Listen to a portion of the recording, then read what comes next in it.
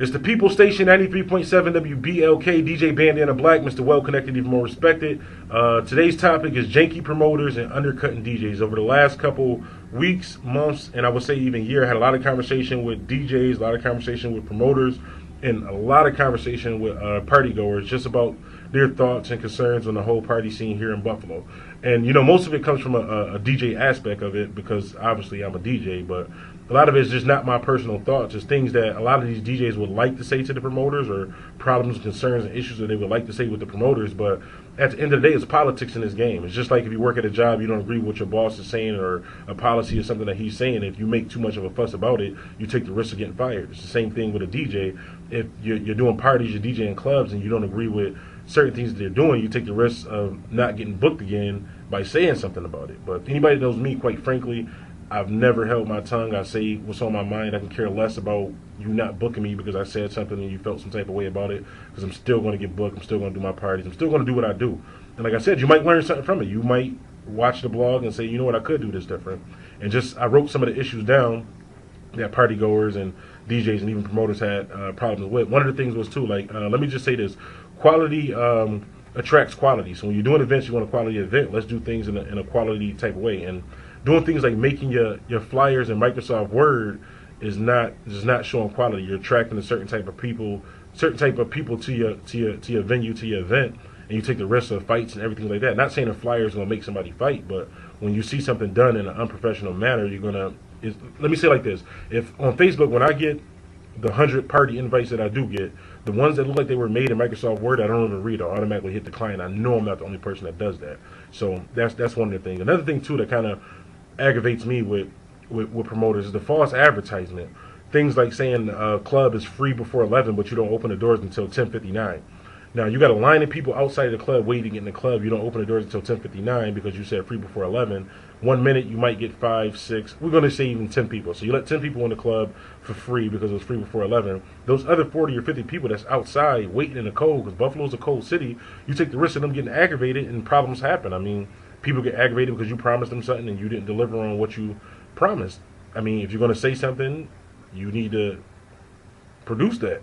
So let's stop with the false advertisement. Even things like saying free Henny, but it's really Christian Brothers poured in a Henny bottle, or free Ciroc, and it's really a bottle of Civet poured into a Ciroc bottle. Like, just keeping it G, I don't always buy Ciroc.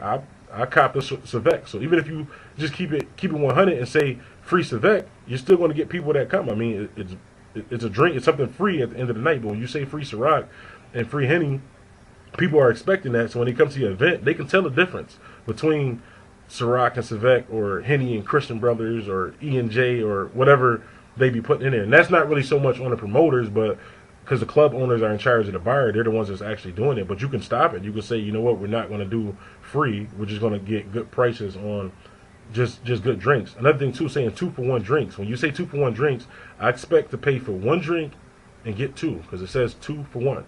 Not to pay for one drink, one shot, and it's poured into 2 cups with just extra cranberry juice. Because at the end of the day, what you're doing is you're wasting cranberry juice. I'm officially against wasting cranberry juice. Let's save the cranberry juice. Let's stop wasting cranberry juice. Let's chill with the 2-for-1 drinks, unless you're actually providing 2 drinks for the price of 1. And like I said, that's not 100% on the promoters.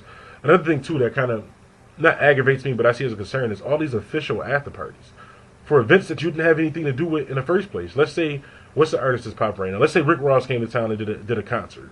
So Rick Ross comes to Buffalo and does a concert, and you look on Facebook, it's 5, 6 official after parties with pictures of Ross and the rest of the Maybach Music Group on a flyer. So to the regular party goers, they're thinking they're coming to an official after party. They might see Rick Ross, they might see Meek Mill, or anybody else that's affiliated with them. But at the end of the day, you didn't book Rick Ross to come to that party, but you're making it seem like he's going to be there. You didn't even book his DJ to come to the party. You didn't even book the guy that carries his water in his bags to come to the party, but it's the official after party. Let's leave that in 2011, 2012. Let's start off fresh and do that. Another thing, too, is 10 promoters doing one party. Unless you're getting a huge venue, and even I'm going to say with a huge venue, 10 promoters is a bit much. When half of your flyer says presented by Lil Mike, Lil JJ, Lil Sharice from down the street, and it's like 7, 8 different people throwing one party, you people know what's going on. It's the fact of you couldn't pay for the event. You couldn't pay to do it by yourself as a promoter, and that should be a sign. You was warned when you did your little math, you added up everything like that. You like, man, I'm just short. I need 9 other people to do this party with me.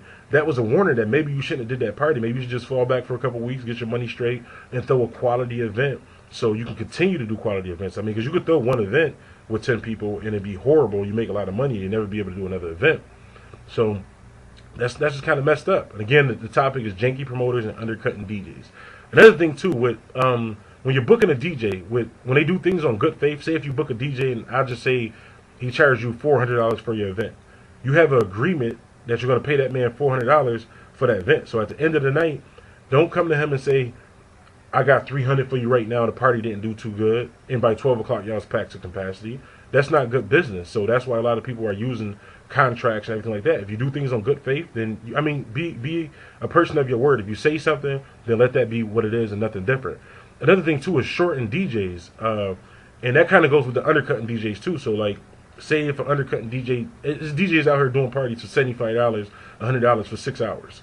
Obviously, I'm not one of them because I'm not doing that. But for the ones that's doing that, you kind of messing up the game. You're messing up for yourself because they're not going to respect you, and you're messing up for other DJs too, and even for promoters because you charge them $100 to do a 6-hour party. At the end of the night, they tell you, well, I'm just going to hit you with this 60, and I might see you in a couple weeks. Now you just got shorted when you already shorted yourself. You got double shorted.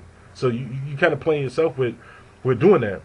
Another thing too is with the promoting game, like we're promoting, like whatever happened to going hand in hand, like actually taking this as a business. Like don't just create a Facebook event and blast it off to 2,000 people. Actually get some flyers, go out to these little parking lots or after parties and hit people up with flyers. Like there's nothing better with promoting than actually like keeping it personal. Like if somebody hands you a flyer, they took the time to come out there and actually hand you that flyer. So I mean, people respect that and they see that. Your event might turn out a little better by doing that. We're gonna jump right in because I only got about another 30 seconds to a minute. We're gonna jump right into the undercutting DJs. Let's stop with the undercutting because I mean you're not doing it in secret because a lot of us know. For example, I got called to do a party. I gave them a very fair price on the party, and they said they were gonna call me back. And a week later, I see the flyer for the party. I'm not on the flyer, but there's another DJ that's on it. So just out of curiosity, I hit the promoter up. Yo, what's good? What happened? I'm not mad about the situation, but I just want to know like what happened with me DJing the joint. He said, well, such and such said that they were going to do the whole night for 75, and we went with him. You're undercutting, so you just undercutted me. And honestly, I don't DJ 24/7. That's not my only source of income, so it's not that really big of a problem to me. But a lot of these DJs who take this serious and this is their lifestyle, you're taking food out of their mouths. Like let's get on the same page. And even on the promoter aspect of it, when you're shorting these DJs and doing things like that, we all have most of us have good relationships with each other. So if you short, let's just say, for example, let's say Focus does a party. That's my man. Let me just put that out there. Shout out to my man DJ Focus. He does a party, and say for instance he does it out of good faith, and you don't pay that man what he was supposed to get paid. We talk on a regular basis. A lot of us DJs talk on a regular basis. So when it comes time to book me, not only am I probably going to charge you more, but you're going to sign a contract and I'm going to get paid up front. So you're going to mess yourself up. And there's not that many DJs that's doing clubs here in Buffalo. So after you run through about 4 or 5, 6 DJs doing that, you're going to run out of DJs to do your party. Then you're going to have to rely on the undercutting DJs. And by that time, they're not going to be undercutting anymore. Well, I got to cut it short. Like I said, we'll call this part 1. We're going to get back because I got a lot more. And as I get more information in, then I'll share that with you. This is Janky Promoters, Undercutting DJs, DJ Bandana Black, Mr. Well Connected, even more respected, signing off. I'm out.